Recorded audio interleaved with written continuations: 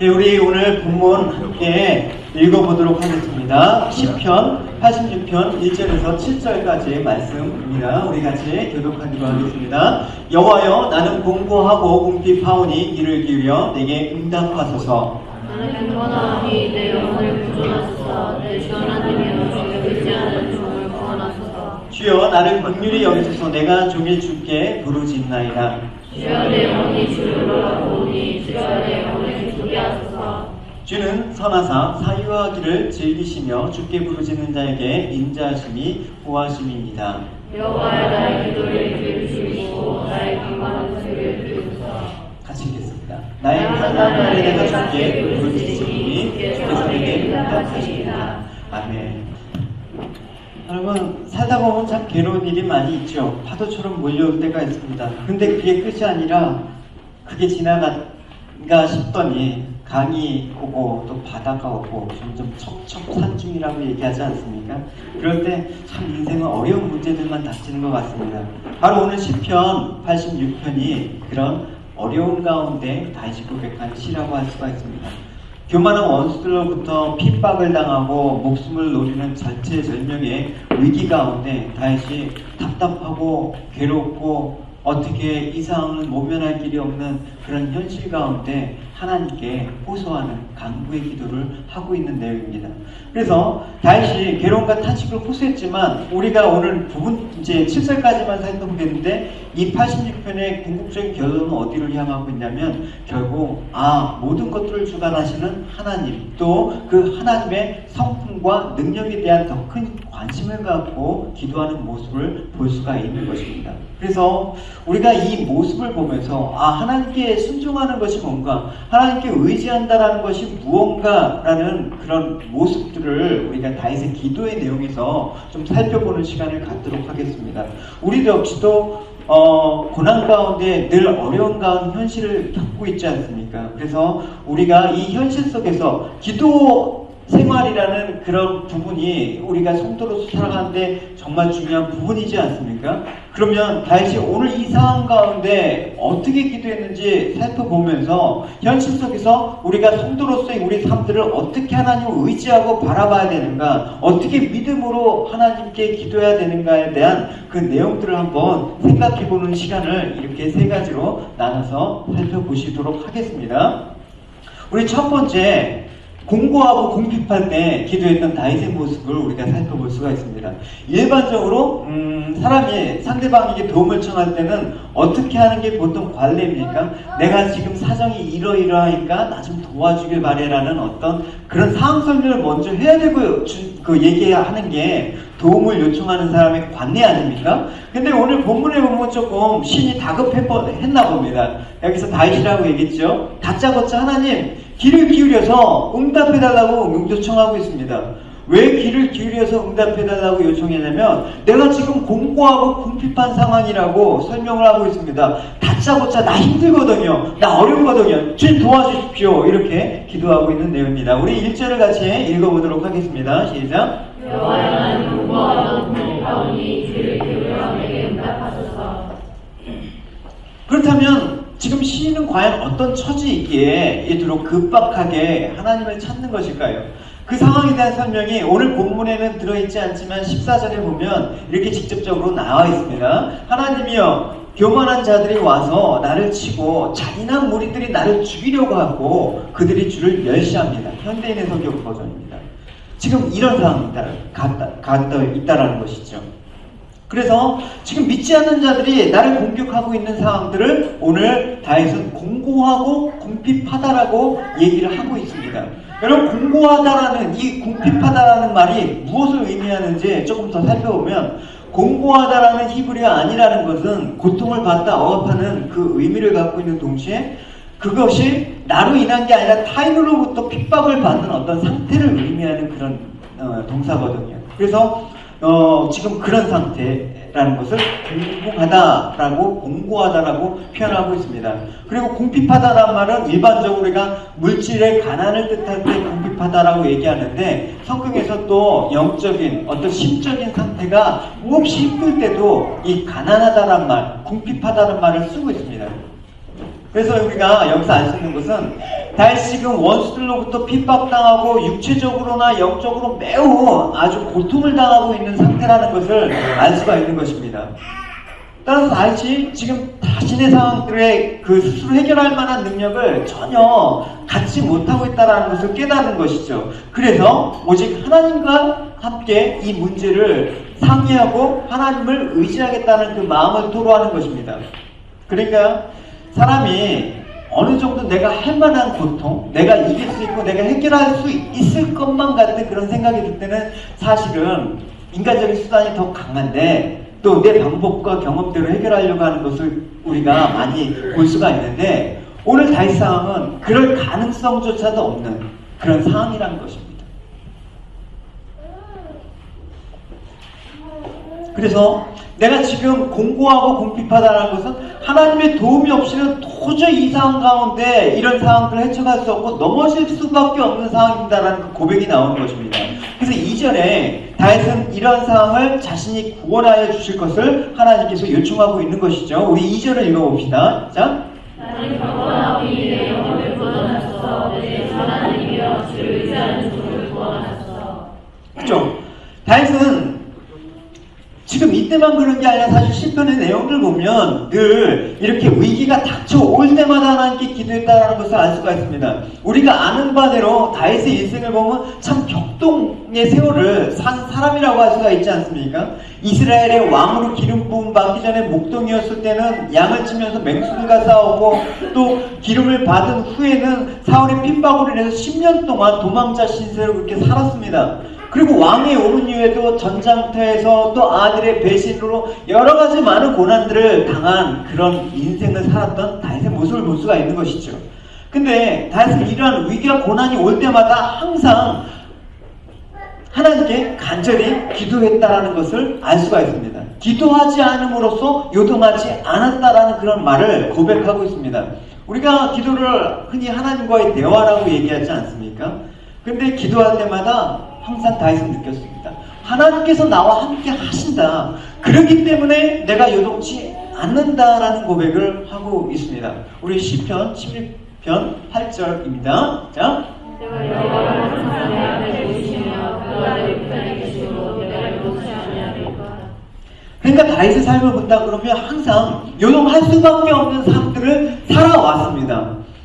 근데 그는 전능하신 하나님께 의뢰하고 하나님이 의뢰할 때마다 항상 그와 함께 하신다는 것을 느끼고 결국 그를 구원해 주실 거라는 그런 것들을 늘 삶 속에서 경험해왔기 때문에 어려움이 닥쳐도 요동하지 않는 그런 믿음을 가지고 있었다는 것이죠. 그래서 다시 이런 말을 하죠. 목숨이 경각에 달려 위기가 달려도 나는 평안히 누워 잘 수 있어. 마음의 안정을 누리는 그런 사람들.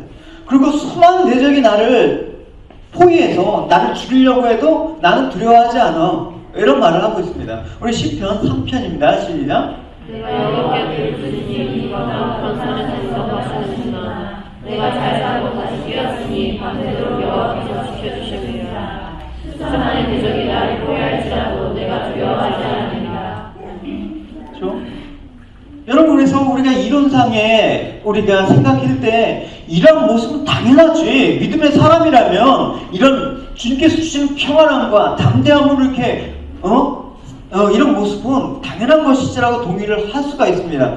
그러나 우리는 이런 다윗의 모습을 보고 과연 나도 이런 모습을 보이고 있는가라는 생각을 하게 되는 것이죠.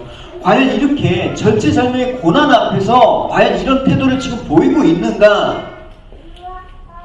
여러분, 위기와 고난 속에서 우리들의 모습이 어떤가를 보면 그 사람의 신앙의 모습을 우리가 가늠할 수는 있습니다. 이스라엘 이스라엘 백성이 광야에서 생활했던 모습을 보십시오. 그들이 위기가 오고 고난이 올 때마다 항상 하나님께 부르짖고 주님의 구원을 요청하기보다는 어떤 모습이었습니까? 항상 우리가 민수기가 끝나서 좀 아쉽죠.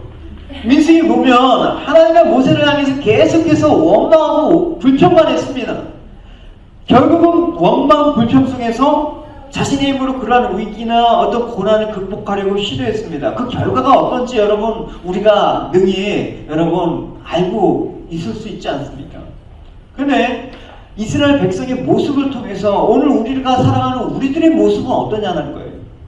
안타까운 일이지만 정말 우리 보통 대부분의 모습은 이스라엘 백성과 같은 그런 모습이 있지 않습니까? 많은 성도들이 위기나 고난이 오면 하나님께 부르짖고 하나님께 기도의 자리로 나가는 것보다는 하나님 원망하면서 자신의 힘과 자신의 노력의 것들을 헤쳐나가려고 하는 그런 성향들이 더 강하다는 것입니다. 물론 동의하기가 힘들겠지만 그런 모습이 많다라는 것이죠. 그러면 이런 모습이 과연 신앙의 모습인가?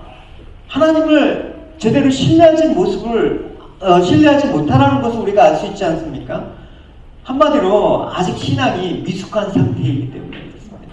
미숙한 신앙을 가진 성도는 하나님께 부르짖어야 될 때임에도 불구하고 원망하는 모습이 더 많습니다. 그러나 성숙한 신앙의 그런 모습이라고 하면 절대 하나님 원망하지 않습니다. 내가 해결할 수 없는 문제를 갖고 내 힘으로 해결하려고 그렇게 수단과 방법을 취하지 않습니다. 오직 그가 신뢰하는 건 하나님의 성품과 하나님의 능력을 의지해서 나아가려고 하는 그런 모습이 있다라는 것이죠. 지금 우리가 이렇게 볼 때는 모르지만 여러분 수많은 여러분의 삶 속에서 느껴왔던 그 순간에 어려운 순간에 나는 무엇을 붙잡았는가 어떤 모습을 가지고 살았는가 한번 여러분 자신이 스스로 돌이켜 보시기 바랍니다. 사도 바울은 교회의 성도들에게 이렇게 권면했습니다. 고난이 찾아올 때가 있다. 그럴 때마다 어떻게 하느냐? 염려하지 말고 기도하라. 이렇게 얘기를 하고 있습니다.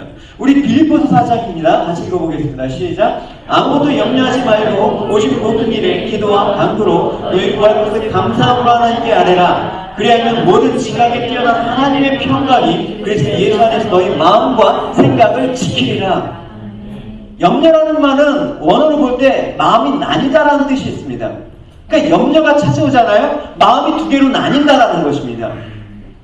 그러니까 마음을 두 개 나뉜다라는 것은 한편으로는 하나님을 의지하고 싶은데 한편으로는 또 세상을 의지하고 싶은 게 염려라는 거예요. 그 염려 가운데 찾아올 때 여러분 선택하셔야 되는 것입니다. 나는 하나님을 의지할 것인가? 나는 세상을 의지할 것인가? 절대 하나님은 두 주인을 섬기지 못한다고 얘기하지 않습니까? 근데 양다리 걸치는 그런 신앙이 우리들의 모습일 수도 있다라는 것입니다. 양다리를 걸치면 여러분 신앙생활을 할 수 있어도 신앙인은 못 되는 것입니다. 우리 고난 가운데 찾아오는 염려, 우리 마음들을 흔들어 놓을 때마다 우리가 그 염려가 찾아올 때마다 항상 하나님을 신뢰하고 바라보는 것들을 회방하는 게 사실이죠. 우리는 하나님으로부터 떼어놓는 것이 염려라는 것입니다. 그러니까 염려, 이 고난으로 말미암아 찾아오는 그 염려를 어떻게 다스릴까 오늘 다해서 잘 그것들을 설명하고 있습니다. 그래서 누가복음 21장 34절에도 주님께서 너희가 스스로 조심하라. 생활의 염려로 마음이 둔해진다고 얘기하고 있지 않습니까? 걱정이 되니까 마음이 둔해진다라는 표현을 쓰고 있습니다. 마음이 둔해지면 하나님을 가까이 할 수가 없는 것입니다. 하나님이 옆에서 도와주고 싶어도 하나님이 살아계신지도 인정을 못하기 때문에 늘 염려 가운데 잡으란석하면서 그렇게 불신앙 가운데 빠지게 되는 것이죠. 고난 가운데 생기는 그 염려가 하나님을 온전히 신뢰하지 못하기 때문에 생기는 것이라면 기도는 하나님을 신뢰한다는 표현입니다. 기도하지 않고는 우리가 신앙이 성장할 수가 없습니다. 기도하지 않고는 이 어려움 속에서 신앙의 성숙과 인내의 연단의 그 값진 것들을 이뤄낼 수가 없는 것입니다. 그러니까 여러분 다윗과 같이 진정 하나님의 도우심을 의뢰하며 신뢰하는 기도의 자리로 나가시는 여러분이 되시기 바랍니다. 할렐루야. 우리 같이 지금 예배 시작할 때 기도하지 않습니까? 기도할 때 여러분 어떻게 합니까? 기도는 기도, 저 사람들만의 몫이 아니라 여러분들도 같이 그 자리에, 아니면 나도 저기 가서 기도하고 싶다 하면 같이 이렇게 기도에 동참하시면서 기도에 그런 어떤 그 기도를 통해서 하나님과 가까이 하시는 여러분의 그런 모습이 되길 바랍니다. 할렐루야. 그래서 다윗은 진정 하나님의 도우심을 신뢰하며 기도의 자리로 나가는 모습을 볼 수가 있습니다. 우리 6절과 7절로 건너뛰어서 한번 보시겠습니다. 시작. 여호와여 나의 기도에 귀를 기울이시고 나의 간구하는 소리를 들으소서. 나의 하나님의 내가 주께 부르짖으니 주께서 내게 응답하시리이다. 다시 왜 환난 날에 주께 부르짖겠습니다라고 얘기를 했습니까? 주께서 내게 응답하시리라는 그런 믿음의 확신이 있기 때문에 그랬습니다. 주님께서 응답해 주실 것을 알기 때문에 기도하는 그 믿음이 우리에게 있어야 된다는 것이죠. 내가 기도한다고 무슨 소용이 있나? 기도한다고 무슨 상황이 바뀔까? 기도한다고 뭐가 나아질까? 이런 생각이 우리한테 깔려있지 않습니까? 그래서 기도하는 게 아무것도 않은 것 같고 기도하는 게 별 신통치 않은 것처럼 우리가 느껴지십니까? 그러시면 안 됩니다. 하나님께서 분명히 환난날에 부르짖을 때 내가 응답하겠다고 약속을 하시지 않았습니까? 그래서 다윗은 이런 기도 응답에 대한 확신을 갖고 기도를 했다는 것입니다.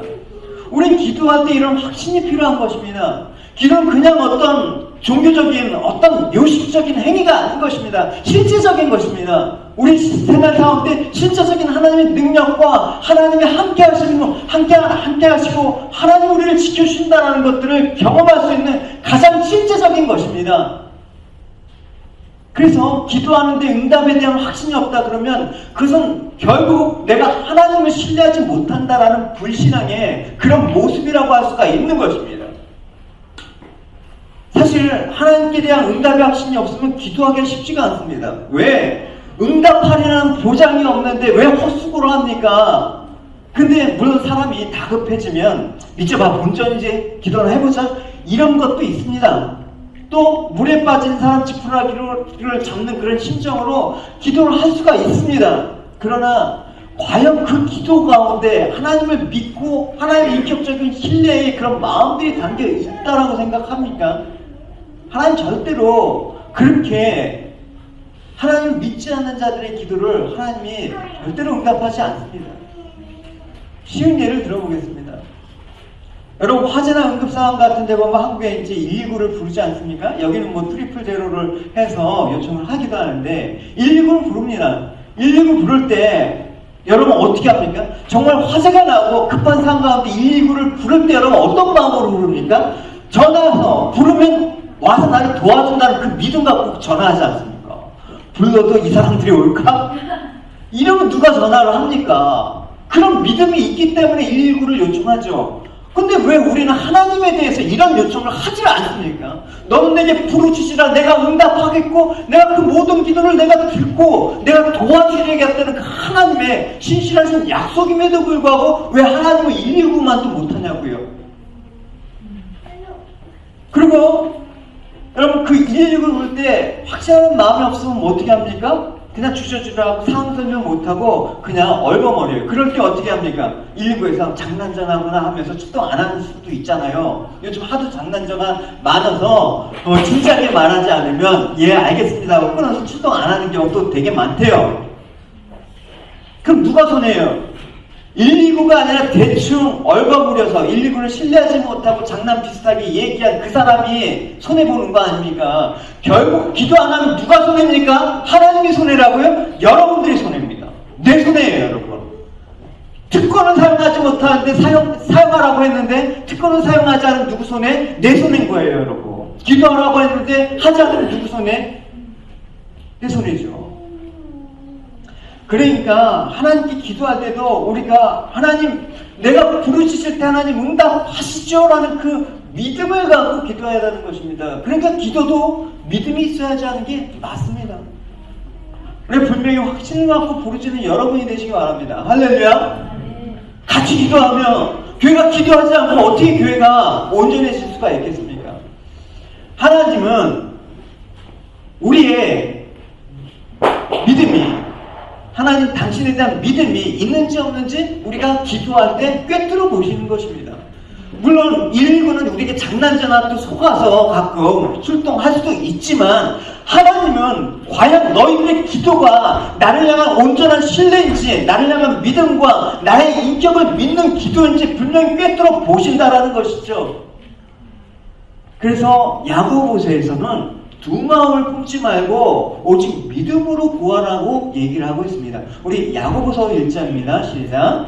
오직 믿음으로 구하고 조금도 의심하지 말라. 의심하는 자는 마치 나를 비벼 요동하는 바다를 같으니 그런 사람은 무엇이든지 지겹게 생각하지 말라. 그 마음을 품어 모든 일에 정함이 없는 자로다.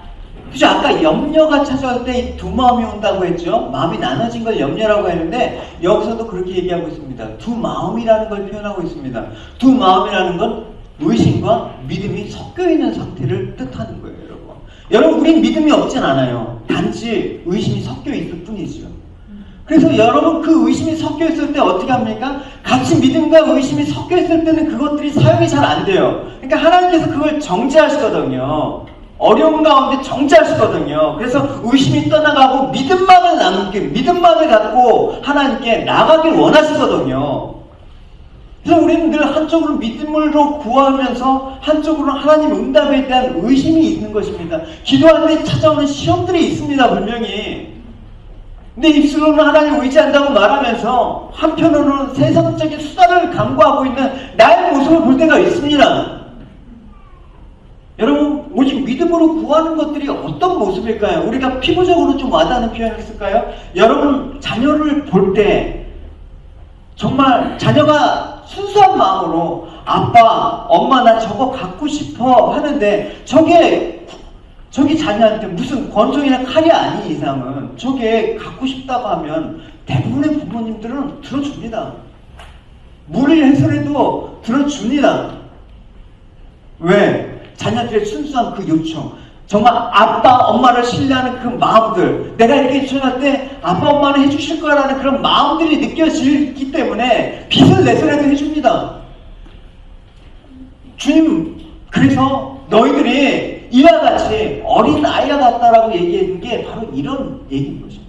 온전히 정말 부모를 신뢰하는 그 어린아이의 모습처럼 너희들이 기도하면서 나를 신뢰했을 때 주님께서 반드시 응답해 주신다는 것입니다. 여러분들이 하나님께로부터 응답받기를 원하신다면 무엇을 구할까 이전에 사실은 어떤 마음을 갖고 기도해야 되는가가 중요한 내용이겠죠. 응답하면 좋고 안 들어주시면 말고 이런 태도들이 여러분 우리들의 믿음을 가로막는 것입니다. 여러분, 그래서 오늘 이 다윗의 모습을 보고 여러분 내가 환난을 주님께 부르짖는 그 모습이 여러분 있기를 원합니다. 할렐루야. 여러분, 개인의 삶이나 교회의 어려움 가운데 또 우리 국가적인 어려움 가운데 여러 가지 상황들이 어렵지 않습니까? 그런데 여러분 어떻게 하라고 하나님께서 말씀하셨습니까? 부르짖으라. 그 다음 우리가 두 번째 이 모습을, 다윗의 모습을 통해서 기도할 때 가장 중요한 요소 중에 하나가 뭐냐면 끝까지 낙심하지 않는 그 모습이 중요하다는 것을 알 수가 있습니다. 이제 다윗이 하나님께 자신을 긍휼히 여겨주실 것을 호소하고 있습니다. 그래서 하나님께서 그의 기도에 응답하시는 것이 전적으로 하나님의 긍휼하심에 있기 때문에 그런 줄 알았기 때문이시죠. 그래서 3절과 4절을 우리 읽어봅시다. 시작. 주여 나를 긍휼히 여기소서. 내가 주를 주께 부르시나이다. 주여 내 영혼이 주를 돌아보니 주여 내 영혼을 기쁘게 하소서. 근데 다시 지금 하나님께 긍휼을 호소하면서 지금 어떻게 하고 있습니까? 2절에 보면 종일 부르시셨다고 그렇게 표현하고 있습니다. 종일. 종일이라는 것은 뭐 시간적으로 하루 종일만을 의미하지 않습니다. 여기서 종일은 쉬지 않고 때때로 끊임없이라는 그런 의미가 더 있습니다. 그러니까 우리 삶 전 영역에서 기도라는 그런 부분들이 어느 특정한 게 아니라 늘 기도가 우리 삶의 일부분이 된 것을 뜻하는 것입니다. 그러니까 다윗은 하나님이 응답이 있을 때까지 쉬지 않고 끊임없이 응답해 주실 것이 확신하는 가운데 계속해서 종일 기도했다라고 표현을 하고 있습니다. 그리고 그렇게 종일 기도해 주십시오라고 요청한 다윗은 이제 4절에서 내 영혼이 주를 우러러 보니 주여 내 영혼을 기쁘게 하소서. 결국 말하자면 하나님께서 내 기도에 결국은 응답해 주실 것이기 때문에 내 영혼이 기쁘게 될 것입니다라는 그런 마음을 고백하고 있는 것입니다. 여러분, 그래서 하나님께로부터 오는 그 기쁨은 아무나 받는 것은 아닙니다. 오직 주를 온전히 신뢰하면서 기도하는 자에게 허락하여 주시는 것임을 우리가 알 수가 있는 것이죠. 즉 하나님께서 오는 기쁨은 마음을 끝까지 온전히 주님께 기울이는 사람에게만 받는 그런 축복이라고 할 수가 있습니다. 물론 세상에서 일시적으로 얻는 그런 기쁨하고는 다른 그 기쁨을 말하는 것입니다. 여러분 마음 가운데 지금 기쁨이 없습니까? 기도 생활을 안 해서 그래요. 기도하지 않아서 그래요. 기도하면 기쁨이 생기는 것입니다. 여러분, 수많은 사람들이 하나님께 한두 번은 부르짖습니다. 한두 번은 기도할 수가 있습니다. 그러나 응답이 없거나 상황이 호전이 안 됐거나 그러면 이내 하나님 뭐 기도해도 소용이 없네요. 나의 기도는 들어주시지 않네 하면서 낙심하고 포기할 때가 많이 있지 않습니까? 여러분들도 그런 경험하지 않으셨습니까? 그러나 다윗은 낙심하거나 기도를 포기하지 않았습니다. 응답이 당장 지금 임하지 않는다고 할지라도 말입니다. 중단하지 않았습니다. 종일이라는 그 표현에서 하나님께 얼마나 매달렸는지 여러분 우리는 알 수가 있습니다. 여러분, 이런 다윗의 기도의 자세가 바른 기도의 자세입니다.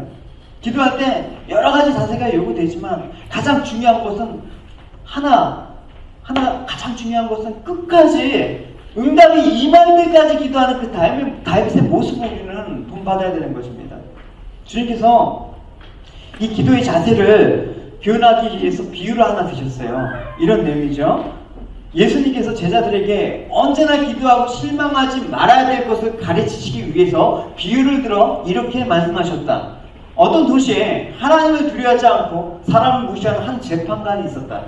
그리고 그 도시에는 한 과부가 있었는데 그녀는 자주 재판관에게 찾아가서 자기 원수를 갚아달라고 애원하였다. 재판관은 얼마 동안 그녀의 간청을 들어주지 않고 있다가 마침내 이렇게 주명을 했다. 내가 하나님을 두려워하지 않고 사람을 무시하는데도 이 과부가 계속 나를 성가시게 하니 내가 그녀의 간청을 들어줘야겠다. 그렇지 않으면 이 여자가 계속 와서 나를 괴롭힐 것이다. 그러니까 여러분, 불의한 재판관은 번거롭기 때문에 귀찮아서라도 과부의 소원을 들어주었습니다. 하물며 의로운 재판관이신 긍휼이 풍성하신 하나님은 너의 기도를 안 들어주시겠느냐라는 그런 비유를 하신 것이죠. 당장에 우리 기도를 안 들어주실 때가 있습니다. 왜? 하나님의 때와 그 기도를 통해서 하나님께서 이루고자 하시는 그 계획이 있기 때문에. 그러나 언젠가는 들어주십니다. 그래서 주님이 말씀하셨죠. 그래서 주님이 다시 말씀하셨다. 너희는 이 옳지 못한 재판관의 말에 귀를 기울여라. 하나님께서 직접 택하신 백성이 밤낮 부르짖는데 원수를 갚아주지 않고 계속 그대로 놔두실 것 같냐? 밤낮 부르짖는데, 다시 종일 부르짖는데. 그래서 여러분, 성경에서 보면 이렇게 끈질기게 기도한 사람이 정말 하나님의 귀한 응답을 받는 그런 삶들을 사는 것을 알 수가 있습니다.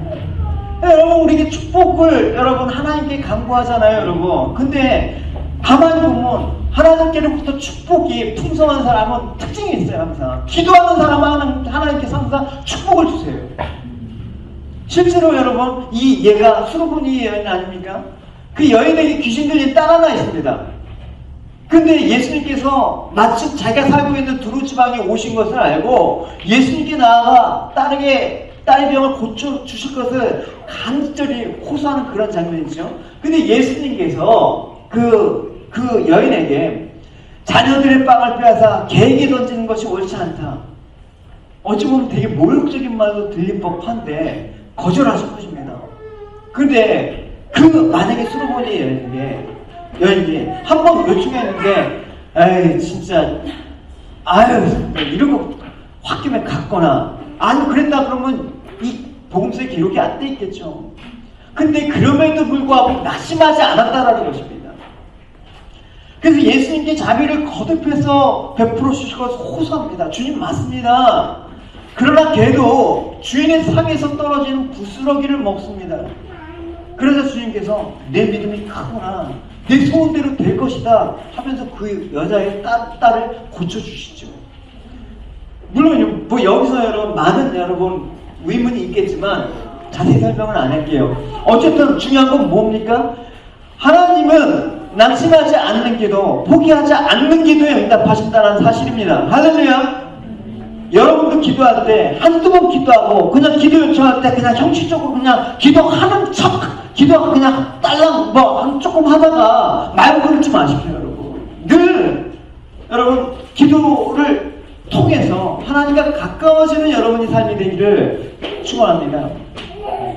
기도하실 때 하나님 응답하실 때까지 종일 밤낮 거듭거듭 그 기도가 정당한 것이라면 하나님께서 종일 기도하실 때 하나님의 그 긍휼과 자비가 풍성하신 하나님의 성품상 그것들을 거절하실 수가 없습니다. 그래서 기도해놓고 우리는 기도한 내용조차도 잊어먹을 때가 사실은 부지기수죠. 기도의 생명은 어디에 있다? 간절함, 그 다음 끈기에 있다. 하나님은 진실하고 간절한 그 기도를 결코 외면하지 않으십니다. 단 간절함과 끈기를 가지고 기도를 하되 겸손한 마음으로 해야죠. 바리새인처럼 자만하고 교만한 마음으로 드리는 기도는 하나님께서 외면하신다는 사실을 잊지 마십시오. 만일 내 백성이 스스로 낮추고 기도하면, 나를 찾고 악한 길에서 돌아서면 내가 하늘에서 듣고 그들의 죄를 용서하며 그들의 땅을 다시 축복해 주시겠다. 이제 이 성전을 주시하고 이곳에서 드리는 모든 기도에 귀를 기울이실 것이다. 여러분, 기도하지 않고 여러분 과연 좋은 예배당을 하나님께서 마련해 주실까요? 여러분, 우리가 기도할 장소가 필요하고 간절히 예배드리고 나아가는 그런 모습들이 여러분 있을 때 하나님께서 그 모습을 보고 응답해 주시지 않을까요? 여러분, 또 한 가지는 겸손하게 기도해야 되고, 또 한 가지는 또 먼저 그의 나라와 그의 의를 구하라. 그리하면 모든 것을 더하시리라. 하나님 뜻에 합당한 기도를 해야 되는 것이죠. 어떤 개인적인 사역이나 탐심이나 나 잘 되기 위해서 제 집 복수해 주세요. 결국 이 시인은, 다윗은 원수들이 지금 핍박 가운데 원수들, 제대들 혼내주세요가 아니라 저 사람들이 하나님의 이 성품을 알고 저 사람들이 결국은 회개하고 돌아오길 원합니다. 그래서 하나님 나라가 확장되길 원합니다라는 그 기도를 하고 있습니다. 그래서 자세한 내용은 프린트아웃된 저 내용들을 참조하시면 조금 더 여러분의 생각이 확장되는 데 도움이 될 것입니다. 그래서 하나님은 믿음과 인내함으로 겸손하고 또 하나님의 뜻에 합한 기도를 우리에게 반드시 들어주십니다. 왜냐하면 하나님은 그 자녀된 성도를 사랑하시는 분이시기 때문에, 독생자 예수 그리스도까지 아낌없이 희생하시는 그 희생으로 말미암아 우리를 자녀 삼아 주셨기 때문에 우리의 기도를 외면하실 리가 없죠. 자녀의 부탁을 외면하지 않은 부모의 마음처럼 하나님은 우리의 기도를 외면하지 않으십니다. 자기 아들을 아끼지 아니하시고 우리 모든 사람을 위하여 내어주시니까 어찌 그 아들과 함께 모든 것을 우리에게 은사로 주시지 아니하시겠느냐. 우리가 기도하는 것은 하나님께서 반드시 응답해 주시라는 것을 믿어야 됩니다. 또 그러기 위해서는 끝까지 인내하면서 기도하셔야 되는 것입니다. 할렐루야.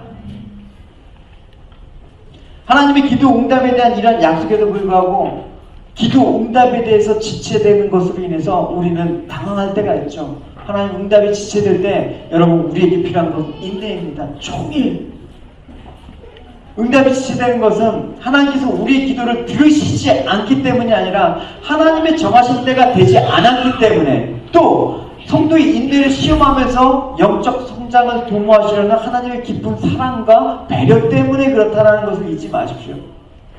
그러므로 우리가 기도할 때 응답되지 않는다고 기도를 포기하거나 낙심할 것이 아니라 응답이 지체될수록 어떻게 한다? 더욱 열심히 기도하면서 참고 인내해야 되는 것입니다. 할렐루야.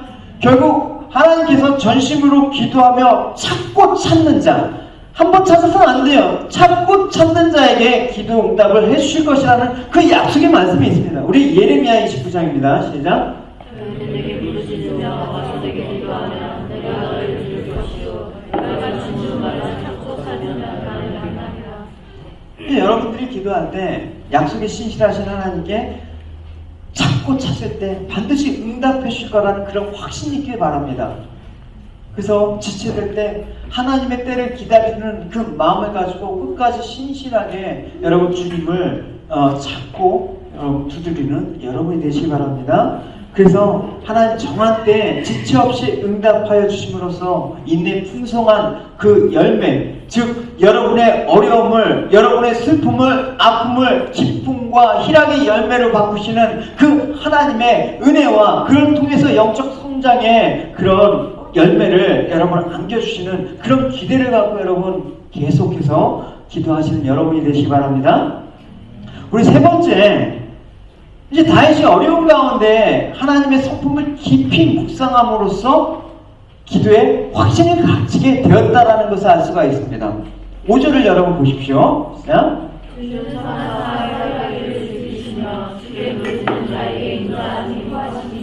예, 사유하신다는 것은 포기비, 용서한다라는 말입니다.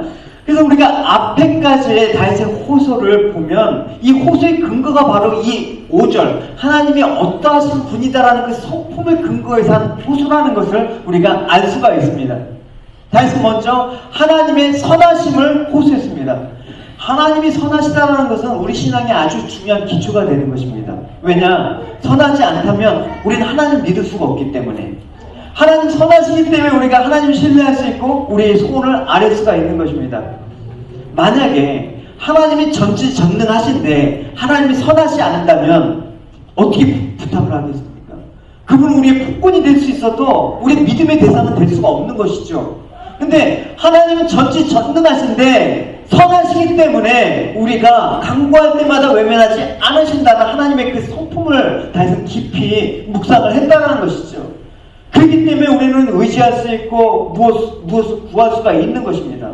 그 사단은 우리에게 항상 하나님의 선하심에 대한 그 의심을 우리에게 불어줘요. 과연 그러냐? 과연 그러냐? 이런 일이 언제부터 있었습니까? 인간이 타락하기 전 에덴 동산에서부터 있어오지 않았습니까? 에덴 동산에서 사단이 하와를 유혹할 때 사용하는 방법이 하나님의 선하심을 의심하게 만들었거든요. 하나님 과연 너희들을 위해서 그런 거냐? 너희들이 하나님과 맞먹을까봐 그런 거야. 너희들이 하나님같이 될 수 있는데 왜 너희들이 버릇없게 될까봐 그런 거야 라면서 하나님의 성품을 선하심을 자꾸 의심하게 하는 것입니다. 제가 얘기해요. 여호와 하나님이 창조하신 동물 중에서 뱀이 가장 교활했다. 뱀이 여자에게 하나님이 정말 너에게 동산에 있는 모든 과일을 먹지 말라고 하셨느냐? 하고 묻자 여자가 뱀에게 대답하였다. 우리가 동산의 과일을 먹을 수 있으나 동산 중앙에 있는 과일은 하나님이 먹지도 말고 만지지도 말아라. 그렇지 않으면 너희가 죽게 될 것이다 라고 말씀하셨다. 그때 뱀이 여자에게 너희는 절대로 죽지 않아. 하나님이 너에게 그렇게 말씀하신 것은 너희가 그것을 먹으면 눈이 밝아져서 하나님과 같이 되어서 선악을 분별하기 때문에 하나님 그걸 두려워하셨기 때문에 그런 거야 라고 그렇게 하나님의 성품을 왜곡시키는 그런 유혹을 했단 말입니다. 결국 하나님은 그 하나님의 선하심을 왜곡한 이 사단의 계략은 성공을 했습니다. 그래서 의심하게 되고 하나님과 같이 되고 싶은 그 탐심이 발동이 돼서 선악과를 따먹고 결국 남편인 아담에게도 그것을 권하게 되었죠. 결국 인간은 하나님의 선하심을 의심함으로써 타락하게 된 것입니다. 그게 사단의 전략입니다. 하나님 선하십니다. 할렐루야. 우리 찬양하지 않습니까? 주의 선하심 인자하심이 주의 선하심과 인자하심이 영원하시리라. 우리 교회도 좀 피부가 검은 분들이 성도로 있었으면 좋겠어요. 이런 같이 이제 주의 선하심이 난리 나거든요. 이건 몸들이 뻣뻣해갖고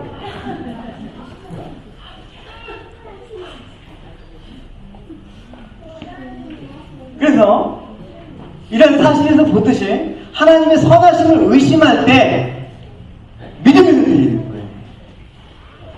그러니까 역으로 하나님의 선하심에 대한 확신이 있을 때 열악한 상황 가운데서도 하나님께 의할 수 있다는 것이죠. 기도할 수 있다는 것이죠.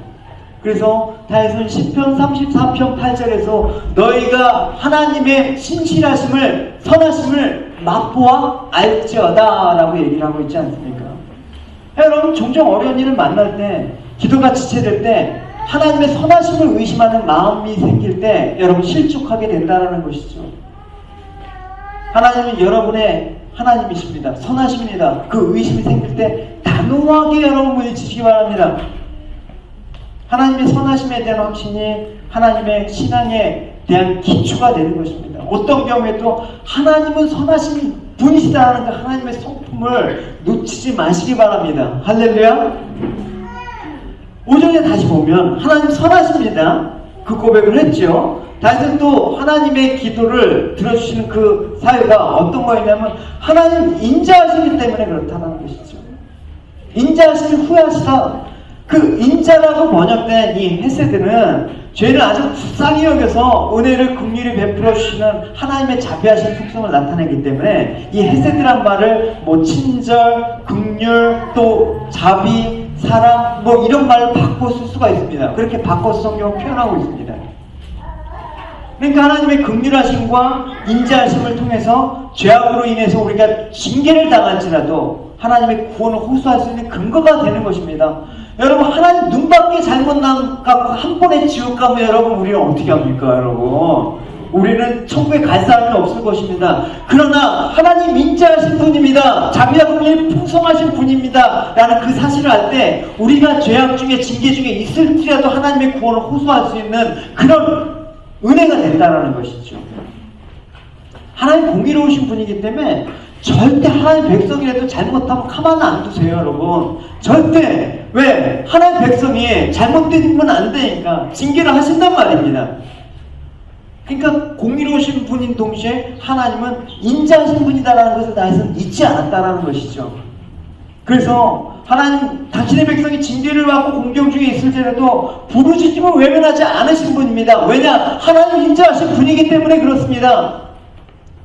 다윗이 이제 그 사무엘하 후반부에 보면 다윗이 징계로 고난을 당할 때가 있었죠. 시험에 들어서 인구 조사를 했습니다. 그래서 하나님께서 다윗을 징계하시기로 했습니다. 그래서 세 가지 방법 중에 한 가지를 선택하라고 했는데 다윗이 어떤 걸 선택했냐면 3일 동안 온 땅에 온역이 창궐하는 징계를 택했습니다. 이때 다윗이 이 징계를 선택한 이유에 대해서 이렇게 얘기하고 있죠. 그러자 다윗은 이렇게 대답하였다. 내 입장이 정말 난처하게 되었소. 하지만 나는 사람에게 벌을 받고 싶지는 않소. 여호와께서는 자비로우신 분이시니 여호와께서 직접 벌하게 하시오. 이렇게 얘기를 했단 말입니다. 그러니까 다윗이 비록 범죄함으로 해서 내가 징계를 받고 있지만 하나님은 긍휼과 인자하심이 무궁하신다라는 것을 알기 때문에 하나님께 징계를 받을지라도 하나님께서 결국 그 징계를 통해서 나를 구원하실 것이라는 그 하나님의 성품을 의지하면서 나간다라는 것을 알 수가 있는 것이죠. 예레미야 선지자도 민족의 멸망 앞에서 이렇게 얘기하고 있습니다. 여호와여 자비와 긍휼이 무궁하심으로 우리가 진멸되지 아니함이니라. 이것이 아침마다 새로운 주의 성실이 크시도이다. 내 심령에 이르기를 여호와는 나의 기업이시니 그러므로 내가 저를 바라리이다 하도다. 그러니까 예레미야 선지자도 비록 이 망나니 같은 이렇게 썩어 이렇게 폐역한 백성들일지라도 하나님이 이 백성을 출애굽시키시고 하나님의 백성으로 만드시고 언약을 주셨잖아요. 그 하나님이 인자하신 분이시잖아요. 그러니까 하나님께서 결국 이 백성들을 용서하시고 구원해 주실 것이라는 것을 믿습니다 하면서 중보했던 것입니다.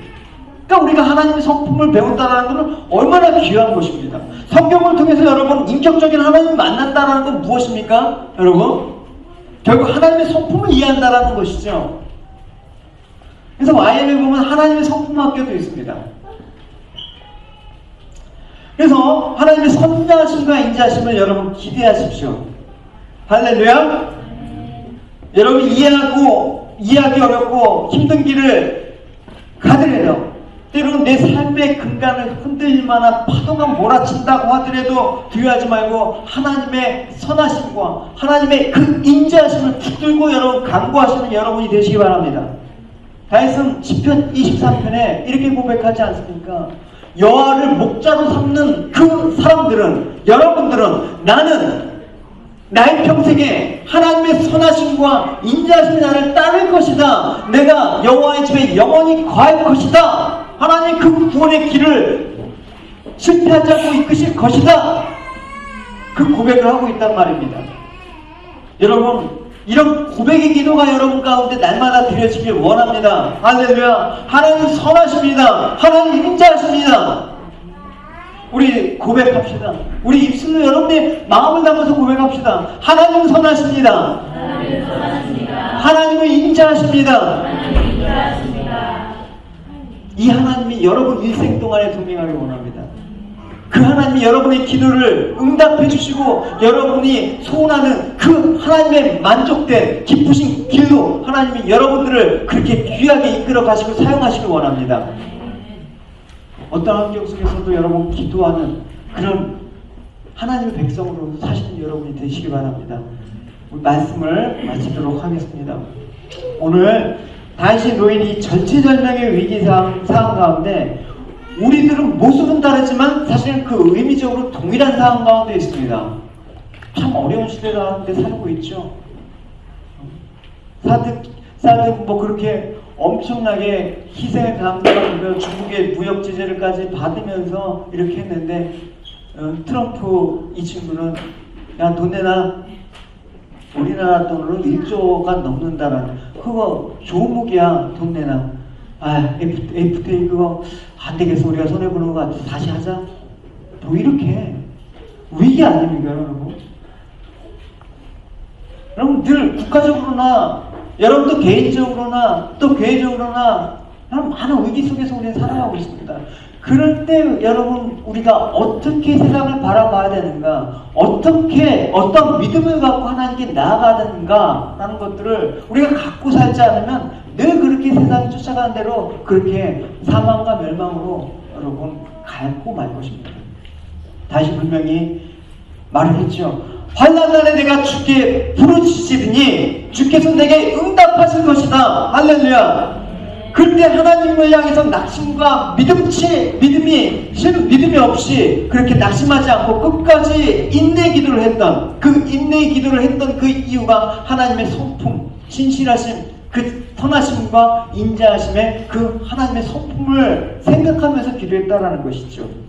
이런 하나님의 그 신실하심을 맛본 다윗은 아마 평생에 하나님을 의지하고 신뢰하며 살아가는 그 모습들이 얼마나 우리 삶 속에서 도전이 되고 있습니까?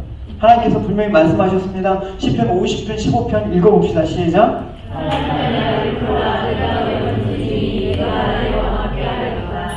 우리가 아무리 힘든 상황이 있더라도 우리의 삶 전체를 하나님께 올려드려야 됩니다. 예수님이 십자가와 죽음의 그 위기 가운데 아버지께 내 영혼을 아버지께 맡깁니다라고 하지 않습니까? 우리를 불쌍히 여기시는 그 하나님께 우리의 작은 신음부터 큰 부르짖음까지 귀를 기울여 응답해 주시는 그 하나님께 여러분 기도하는 여러분이 되시기 바랍니다. 바울이 고백한 것처럼 이 세상의 어떤 것도 우리를 하나님의 사랑에서 끊을 수가 없습니다. 왜? 하나님은 선하시고 인자하신 분이시기 때문에 그렇습니다. 그의 백성들을 망하게 하지 않을 것이기 때문에 그렇습니다. 라는 그 고백. 기도하지 않고 하루도 못 사는 그런 시대 가운데 살지 않습니까? 여러분 기도하지 않고 여러분 살아간다라는 게 기적 아닙니까? 그거는 나와 하나님과 무관한 자로 살아가겠다는 소리예요. 세상에 취하지 않도록 여러분 온종일 내 영혼을 들어 주를 바라고 의지하는 여러분의 삶이 되시기를 주님의 이름으로 축원합니다.